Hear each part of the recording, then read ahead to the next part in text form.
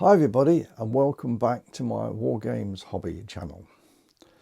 Today I want to talk about the new set of rules that have come out, or the second edition rules of Lion Rampant, which I've been playing now for a couple of years. I've been meaning to do this for the last couple of months but just haven't got around to it. So today's the day. Now this is aimed at two people really. First of all, those that haven't played Lion Rampant at all. I'll cover that a little bit, but I have done a how to play Lion Rampant video. I'll put the link down below. So if you want to know more about how the game plays, then watch that video. I'll make a few minor errors, but basically the rules are covered fairly extensively. The other people I want to talk to are those that have already bought the first version, which I've had for some years, and do they need to buy the second version? So really that's what this video is for those people. Right, so if you watched my last video, which was the video I did of Warfare, where my club Farnborough War Game Society had a stand there because it was held in Farnborough. The War Games Association of Reading that run Warfare lost their venue a few years ago, the Rivermead Centre, because it's pulled down and they're building a new sports centre. They won't be able to go back there to hold the show. They looked for somewhere else to hold the venue. They had it at Ascot Racecourse last year, and this year it was at Farnborough Airport. So we felt it was important for us to be represented at that show. And the game that we put on was a game of Lion Rampant. So again, I'll put the link to that below here, so you can go and have a watch of that if you like. But we had it was a demo game and a participation game as well, just to show what can be achieved with quite small funds really. They don't need big armies. But so you'll notice from that how much I enjoy Lion Rampant. Now the reason I bought the second edition, well, I've been looking forward to it coming out for some time. And there are things in there which I think makes it worth buying. First of all, it's a nice hardback version anyway. My original version is paperback, and it's okay, it's still in good condition, but I much prefer hardback books personally. So let me now just go through what's changed. In fact, I'll read out what Daniel Mercy, the guy that wrote the rules, I'll read out what he actually says anyway. If you haven't bought the rules, it explains it very well, so I might as well just read it out. Okay, the second edition of Lion Rampant expands on the Blue Book first edition, published as part of the Osprey War Game series in 2014. If you're familiar with the first edition, you'll be pleased to hear that the battle rules have not changed significantly. A few minor errors have been corrected and a few points clarified or modified based on the post-publication feedback. And there are changes in the way wild charges and retreats work. A list of the rule changes can be found in Appendix C on page 200, which I'll go through in a minute. So if you're a veteran of the first edition, you won't have to learn the whole thing, which is great. Two alternative rules are included in Chapter 1, see pages 25 and 39, both of which detail a different way to play based on popular house rules. You've got the choice of trying these or ignoring them, but I strongly recommend playing the rules as written first. Other new rules have been placed in Chapter 3, that's page 100, to avoid clutter and confusion, making it easy to navigate between the classic rules and these optional alternative ideas. I do like the fact that he's quite clear in the book and in the last book as well that rules, you can make house rules up. If there's not something you like about it, or there's something there that you think needs some minor adjustment, then do house rules. Everybody's got a different idea of how games should play, and he quite understands that some people would prefer to do things slightly differently. There's not much, there's one or two things that we've done at our club which we help keep the game flowing, but to be honest, playing the rules as they're written are fine. Veteran players will be relieved to read that the points values of the original troop types haven't changed. Any warband, Lion Rampant army, formerly known as your retinue, you previously collected, is previously compatible with this edition. I'm not in the business of making you buy the same army twice or relearning a set of rules you already know. He does say rejoice. Yeah, I agree with that. There's a number of cosmetic changes, renaming troop types. I'll cover that in a minute, in fact. Better fit the wider period of history now covered, for example, and rather happily this new format has allowed me to add more details and ideas that I couldn't cram into the first edition. I've also taken the opportunity to add some of the additional rules that have been published online and in Wargames magazines over the years. For example, you'll find additional unit upgrades, extra scenarios, expanded sample war bands, more detail on laying out a tabletop terrain, and a slew of optional rules to try out. Viking Age aficionados and players of my Dux Ballorium rules will be especially interested in the Shield Wall option rule on Chapter 3. I've never played Dux Ballorium, I must try them. And restrictions on the number of each type of unit selected in your warband have been removed, allowing players more flexibility in putting together their ideal combinations. Do note, however, that a balanced mix of troops usually performs better for you on the tabletop. Just because you can field a warband made entirely of elite cavalry doesn't mean it's a good idea. In fact, it's a very good point. I'm very much anti just putting the troop types that you want on a table and it bears no resemblance to what happened in history. I much prefer, in fact, I do a lot of research into what troop types a certain faction should have, and I try and stick to that. Being a historian anyway, I would not want to put, for example, English troops at Cressy and Agincourt using crossbows. That just wouldn't work for me. They had longbows and that's it. The French had crossbows, and likewise you wouldn't expect to see the French having longbows. So to me that is really important. I do try and stick to what is historically correct, or at least not too far away from it. Now Daniel did mention there that the names of the troop types have changed, which I'm pleased about really. Because on the original book, for example, mounted men at arms, that's what they were called, and now they're now called elite cavalry. As it happens, I've also been using the supplement here for the Crusader period. Mounted men at arms were called heavy cavalry in this book, and now they're called elite cavalry. So there's been a few changes along the way. Hopefully now Daniel will stick to what he's now called them permanently, and I think it works better as well. I much prefer, for example, skirmishers were called bidderers in the original Lion Rampant. I much prefer skirmishers. We all know what that means. You've got also mounted sergeants.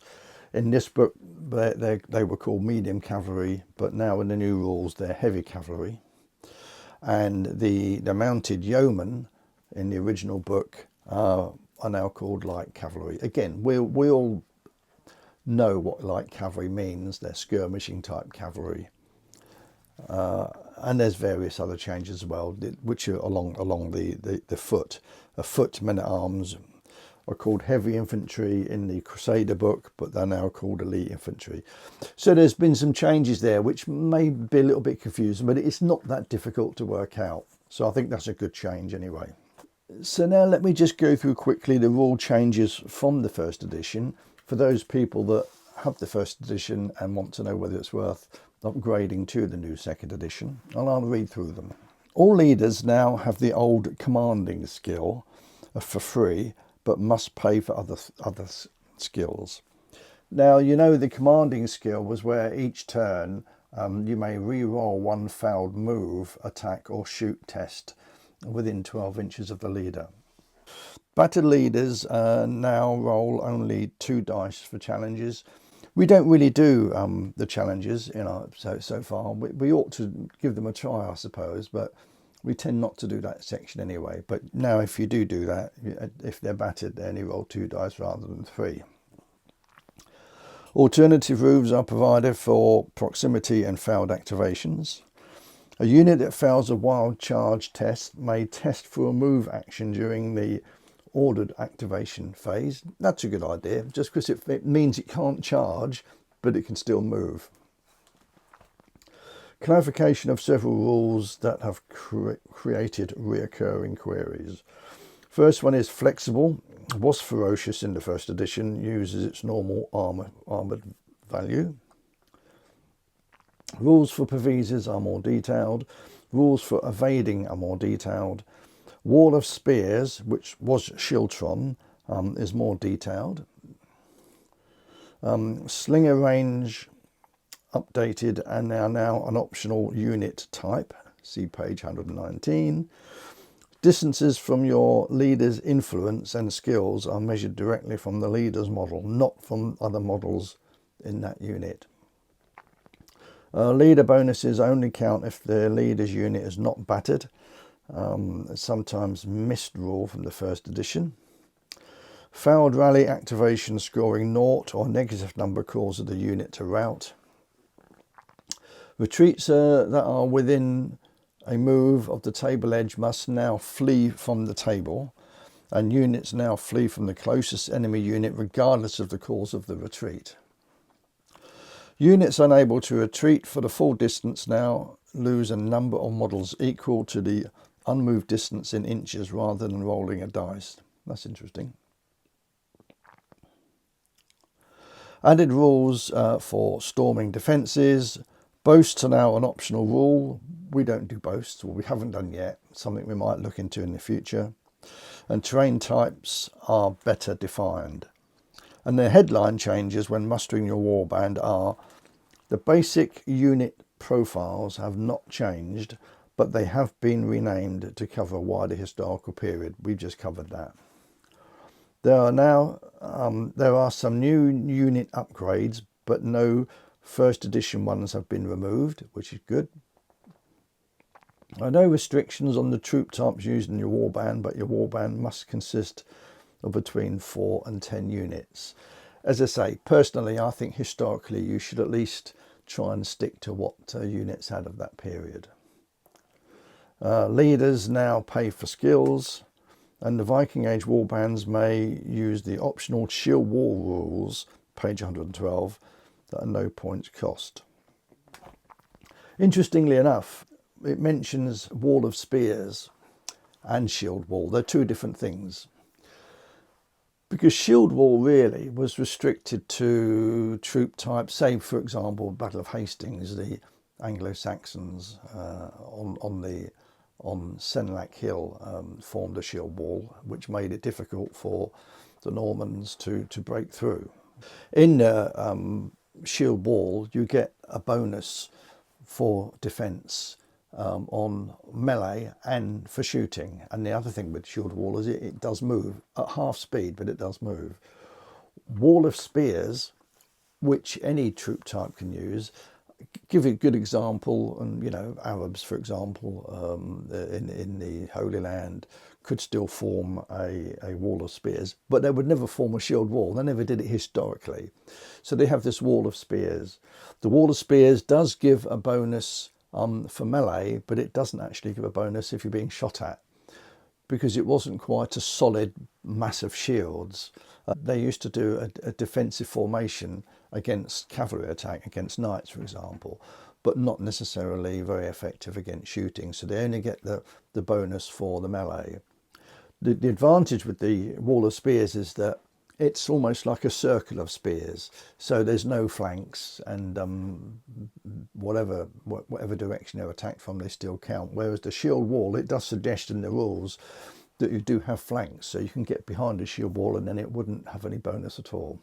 So I think that's quite a nice addition. I like the idea of that. A lot of troop types, nearly any spear infantry can do a wall of spears, but only certain troop types that historically did a shield wall can use the shield wall. So that's it. That's the new rules, the main changes. For those people that have had the original blue book, it's to whether you think it's worth upgrading. I forget how much they were actually. I think they were about £20. The original blue book I think I got for about 10. I actually do think it's been a really good upgrade, and £20 not a lot of money. And the fact that it's nice hardcover now, those additional rules, I think it just makes what were a very good set of rules, in my opinion, an even better set. So yeah, I think it's well worth the money. Definitely do it. I would also look to buy the supplements as well, the Crusader States, and of course the A Viking in the Sun, which is the battles that took place in Italy and Sicily around the late 11th century, early 12th century. In fact, I've holidayed in Italy several times now, so I've got a particular interest in that sort of area for warfare in the Dark Ages. I also this year went to Sicily. So my latest project actually on my table at the moment is on painting a Byzantine army, because I've got Normans, which of course were very much involved in Italy and Sicily. I've got Varangians, or the Varangian Guard, which Harold of Rada, of course, was involved in that. Although they were around for a long time, and long before he went there, and long after he left as well. So I can do Varangian Guard. And if I do a Varangian Guard game, then it's nice to have some. They would often have Byzantine allies, so I can use them as Byzantines on their own or with the Varangian Guard. I've also got, of course, Arabs as well. They were very much involved in Sicily, and they occupied it for some time. So I've got a nice sort of variety of battles I can do there if I buy the Byzantines, and that's my latest project, which at the rate that I paint is probably going to take about 6 months to complete. But there we are. They are starting to come along. I'm just starting to base them now and undercoat them, and then I'll start painting them very shortly.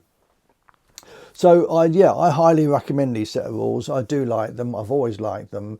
If you haven't played them before, do watch my other video, because it'll give you an idea how the games work, and you don't need a massive army you need, as it mentions, we normally play about half a dozen units aside, and they recommend a 24-point game, and in that time you can play a game in an hour and a half, 2 hours maximum. Often on an evening down at the club, we set up and we get 2 games done in an evening. So in 3 hours we play 2 games quite easily. So they're a good set of rules for an evening game. If you want to play an all-day game, probably not to be recommended. You'd play about 5 or 6 games. If you want to do that, that's fine, of course. So I do highly recommend them. They're a really nice set of rules, and for the cost that they are and the ease of which they play, yeah, they're good. And I hope if you do buy them, you enjoy them. Right, that's it for me. Do enjoy your wargaming, and I'll see you again soon.